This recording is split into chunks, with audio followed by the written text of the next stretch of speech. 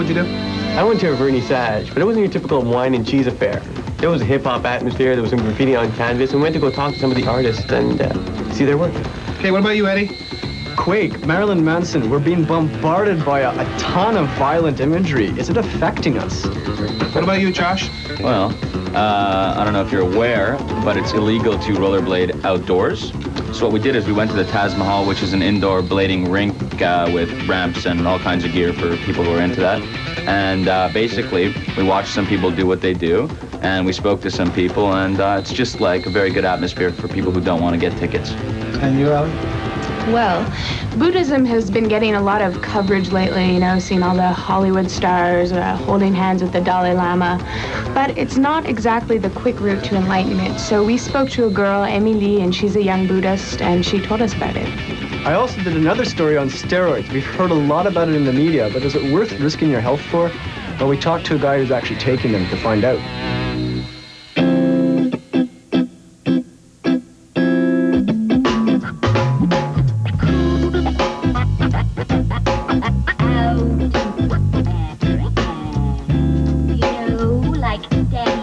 You've probably seen graffiti all over the city, on apartment buildings, on warehouses, whatever. But where you've probably never seen it is on a canvas. Urban expressionism is what they're calling it, graffiti-inspired art. And we went to an exhibition where young artists showed some of their art, and you know what? It's pretty cool, and people are gonna like it.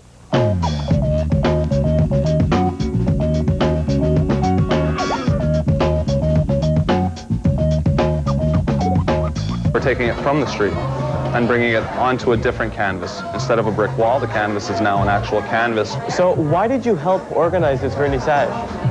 Well, I think that there's a place for this kind of artwork in a commercial market, and myself being an artist, I'd like to see this become a more credible form of art. How is this different from a regular vernissage, or is this different from a regular vernissage? Well, it's traditional, but we have DJs instead of the classical music playing. You know, you listen to the rhythm of the music, and then boom, okay, I see this lines around. It's flowing, you know? It's like the hip-hop music. Do you find it maybe too commercial, though?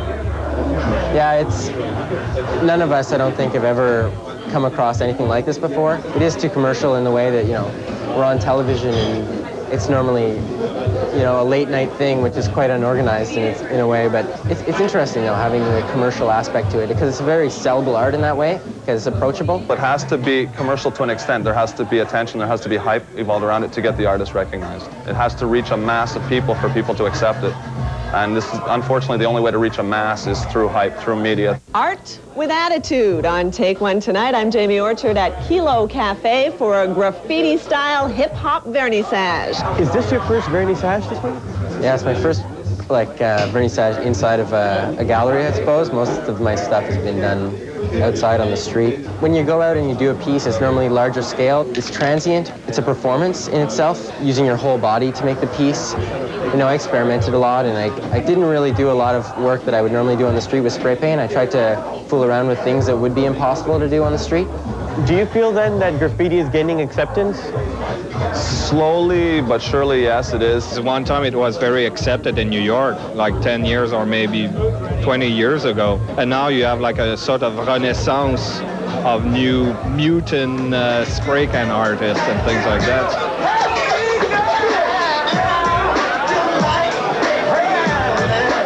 So what do you think of the show so far? Well, I think it's incredible. I love all the work that's up. I think it's really cool. Like, it's amazing. I'll tell you, it has impact. I think it's excellent. Do you see anything here that you might want to buy, like for your house or for your office or something? Definitely. If I had the funds, they'd all be at my house. Oh, $1,000. Not on my salary.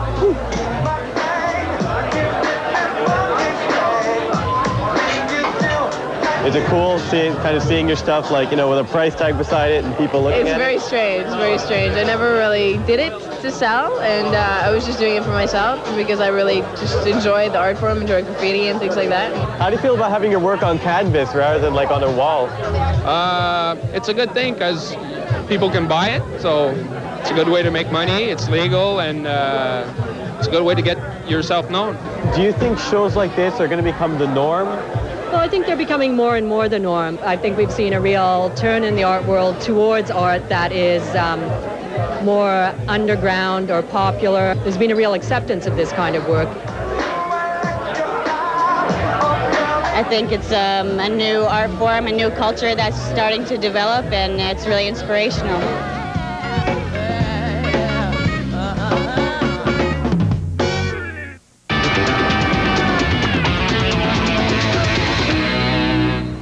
Well, we've all seen it 1,000 times on TV. A parent sits down with their son or daughter to have the talk, to tell them all about the birds and the bees. Well, does it actually happen in real life? We took to the streets to find out. You mean the birds and the bees talk? About sex? About sex? No, never. Well, I'm kind of upset with them. I think it would have been a good idea if they did talk to me about it. They didn't say anything, man. They just let me figure it out on my own. I was 11 and my mom took out a book, and I got very scared. The chat. We had the chat. What chat? Like, they just came right out and told me about it. It's not like they didn't beat around the bush or anything. They just told me the facts, and that's it. Basically showed me a medical book, and, you know, this is the male plumbing, this is the female plumbing, and that's the way babies are made. School taught me safe sex, but parents, no. I wouldn't be very comfortable with them teaching me anything about sex. Doesn't make me feel bad. I'm sure that a lot of other people's parents are embarrassed to talk about the subject. I had 4 older sisters and an older brother, so they basically did the chat for me. I mean, you pretty much figure out things on your own. They're embarrassed to bring it up. My mom told me everything. Well, being around the bush, they never actually said the word. If they don't say it, they would think, like, I wouldn't know about it. Actually, they didn't use the words that my friends would use or anything, but I mean, you know, it was pretty useful. They were very open. They're Europeans, so it's a little different than, I guess, Canadians would get. It was kind of gross at the time. I think it was maybe 9 or 10, but it was helpful, yeah. I see religion as a way of perceiving the world. You create a kind of universe of sense. You need to have some meaning. You know, what are we doing here? It's not about cutting myself off from the world at all. It's really actually a way of relating more directly to the external world. A lot of young people these days aren't really turning here for their source of spiritual enlightenment. People are looking more towards the East, and there's been a definite strong interest in Buddhism. But despite its candy-coated Hollywood reputation, we found out it's not necessarily an easy path. When my friends came to visit, you know, there was always a picture of a Tibetan guy, some kind, you know, wearing a robe or something, and I would say, oh, that's, you know, a good friend of my mother's or something, you know. Some people couldn't be fooled. I had some Vietnamese friends who came to the house and said, oh, you're Buddhist. You know, they just knew it. Yeah.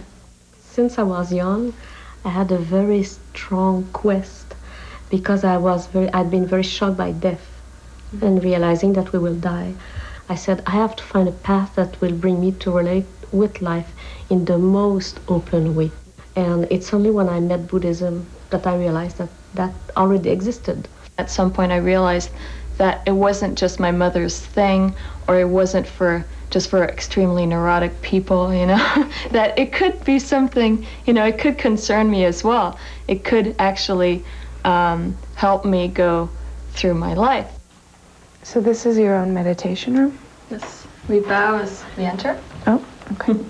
It's sort of an acknowledgement of the space, you know, just to slow down. Mm-hmm. You don't rush in. So you could light the shrine. Okay. This is basically a representation of the mind, you know, with an offering of the 5 elements. Smells really good. It's a space where you can see whatever arises and watch your mind and really be in touch with that. And at the same time, you don't want to hold on to anything.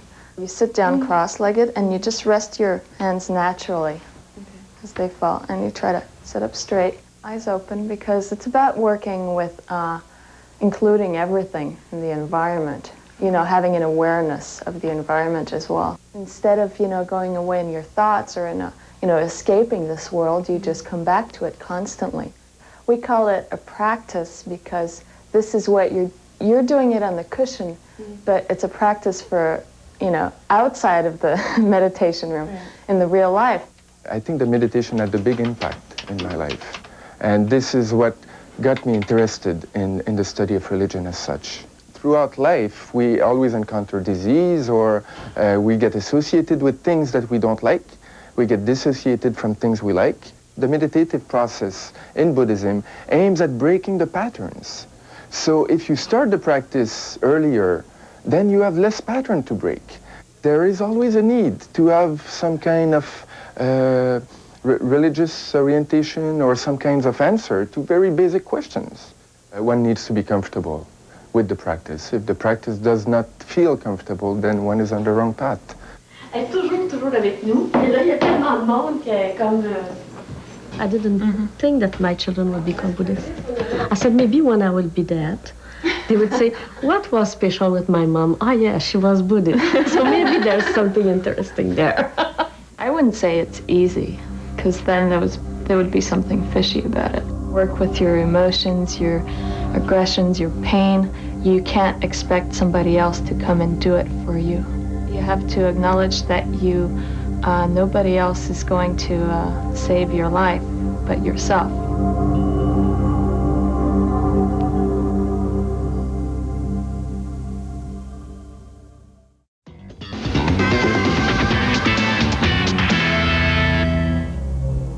I wanted to take steroids because I wanted to be a bodybuilder and go into competitions, you know. And I knew that if I wouldn't go with steroids, I would never have been to competitions.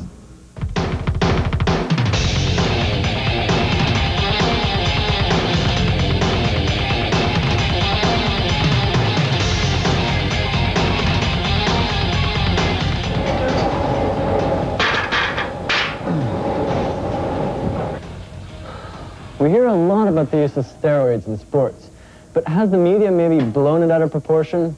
Well, we talked to someone who thinks it has been and sees the benefits of using them. We also talked to some others who disagree with that. It's estimated in the States somewhere between 3 and 10% of high school students try steroids. The big problem is that a lot of these kids are trying to take it strictly for vanity. I didn't wake up morning and said, oh, I take steroids, you know. I've been reading on magazines, books, and all the stuff, you know, because for me it was very important to know what to take and how to use it. And I went to see a very competent person to help me on that. This person, I knew that he was taking steroids while he was younger, and this guy read much more than me on that. Have you ever gotten scared of taking the drug? Yeah, at first it was scary because I never took any other drug, I never drink a lot. You know, I take a glass of beer like everybody, but first time I started taking steroids, I've been very scared. You know, every day I was looking at me myself in the mirror and see if there was a strange thing pushing on myself. I know that maybe in 15, 20 years, I could get some side effects, but with the quantity I take, I don't think that I will have any side effects. We don't know what safe use is for anabolic steroids. We have no tests to look for the long-term major things like the heart attacks, like blood-filled cysts in the liver that cause death. If they have any information, scientific information, showing me that that dose is safe, when taken over long periods of time, I'd love to read it. There's a lot of people out there who would say you're full of it, including some of the people we've talked to, because there are people in gyms and they're on steroids and they look good and they're having a great time and they don't have side effects. How do you react to that? Well, I agree with most of what you said. There's a lot of people out there and they're using it. The problem is that the side effects that are dangerous, or that the people who develop the side effects stop using it, and you don't see them in the gyms. So the people that you see in the gym is what we would say in research is a biased sample. You're looking at the people who didn't develop the side effects. How far can you get without the use of steroids, let's say in world championships? Depends on what sport and on your body type. Personally, I believe that you don't really need steroids to excel, to be at the world level. What kind of mental preparation do you need to have not to give up in the face of someone who's taking steroids? Visualize. Visualize yourself improving all the time and getting stronger and more powerful, mentally and physically, and that's what's going to help people who feel that they need to give up because they're not on steroids. Don't concentrate on the others, concentrate on yourself. You don't really need steroids to increase your muscle mass, to look better. You're just placing yourself at a risk. Is a guy like this attractive? Not to me personally, no. I find that's way too big. I think a lot of people, they take steroids to look better and to look bigger and stronger, and look more impressive when actually some of the side effects are very unimpressive. With proper training program given by certified instructors, you can always achieve your goals. It might take a little bit longer, but at least it'll be safer.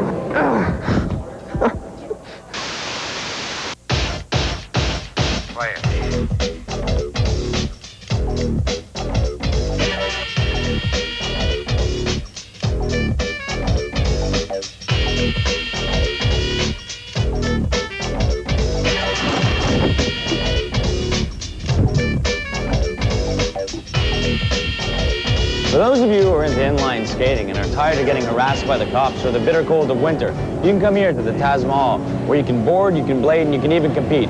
And best of all, it's hassle-free.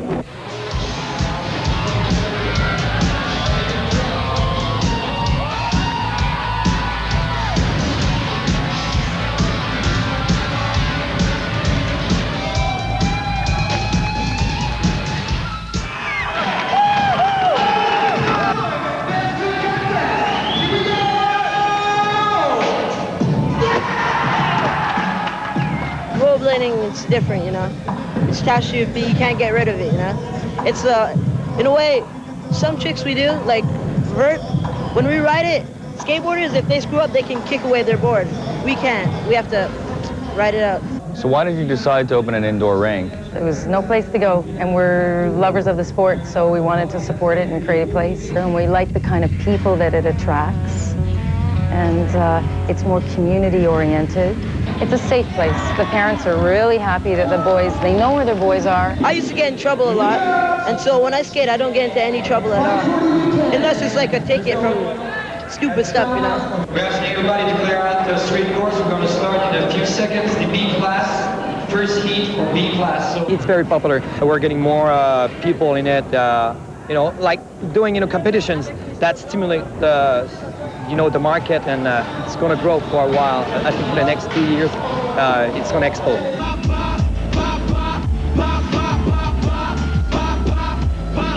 I practice grinds, I practice errors, flips, spins. When we're in a competition, it's a big challenge because everybody's good.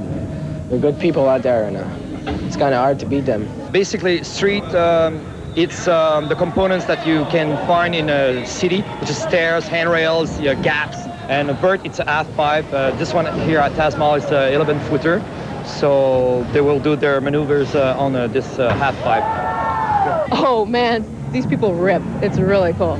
It's really fun to watch. I mean, I've been here. I come to Montreal quite a bit, and every time I come, I just can't believe what I see. It's wicked. Would you consider this a dangerous sport at all? It's up to you. Like my mom, sometimes she thinks it's dangerous, sometimes she doesn't. Depends what I'm doing. I broke my wrist. Wow. I broke my wrist, yeah. I had water underneath. It's like, that's really small, really small. That's nothing. You want to see one on my hip? I don't know, I was doing a stupid thing and I kind of slide on the floor and I fell down on my hip.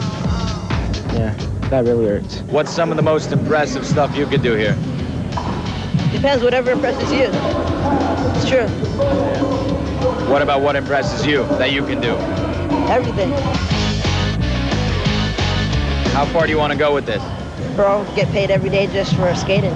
I would like to get a living. That would be cool.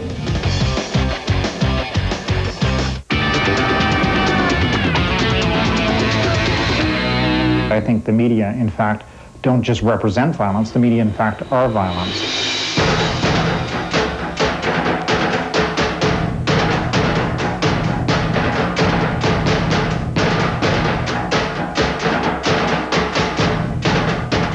They, in fact, are pulverizing culture because media today is a disease. A lot of this stuff is pretty strong. Is it screwing with our heads, or are we more capable of handling it than most people think? Well, we went on a mission to find out. Do you think violence in the media is affecting kids? For sure. Just look at me. Candy rots their teeth. TV rots their mind.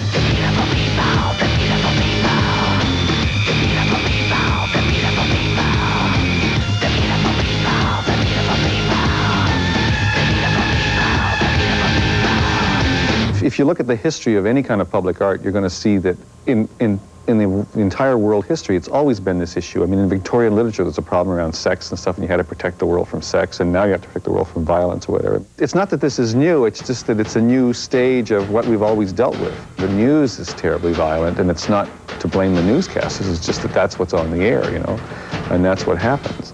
Do you think kids can handle what they're seeing? Obviously, a 7 or 8 year old probably doesn't have the wherewithal to handle these violent imageries, etc. Not just the actual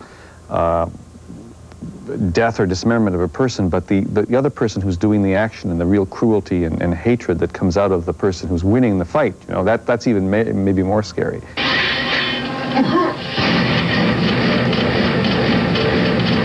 This is like Cowboys and Indians for the 90s, you know?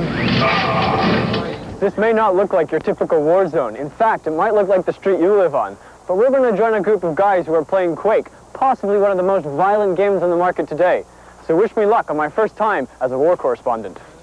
Yeah, well, this is a Quake weekend. This is what we do all weekend. Your eyes get really tired after a while. You'd be surprised after a weekend of doing this, you start walking into rooms, looking around corners like that, you know?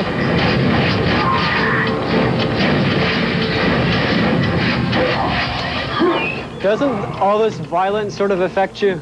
So long as you know the difference between a video game and reality, then no, I don't think so. I wouldn't recommend it to a 6-year-old, you know? For obvious reasons. No, because it is very violent. I mean, but, you know, it's a game.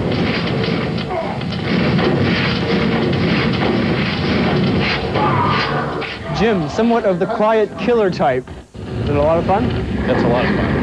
I think the violence is part of the game. The violence is part of the edginess of the whole game. And it doesn't affect you at all? Never had these instincts to kill someone in real life? No. Rob, could you give me a try on this? Yeah, you have to give this a try. All right. So am I going to kick some ass? Yeah, I'll show you. Yeah, sure. Basically, anytime you see anyone, you have to shoot, or they'll shoot you. I'm scared now. And rightly so. You gotta get him, you gotta get him.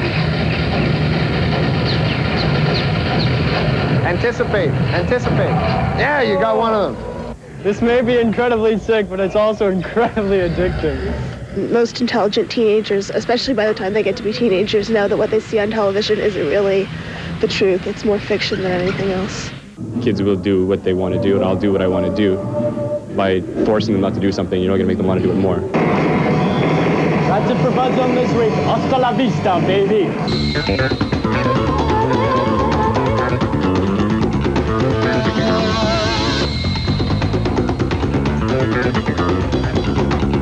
If you have any story ideas, get in touch with us. You can fax us, you can phone us, you can write us, and you can even reach us on the internet.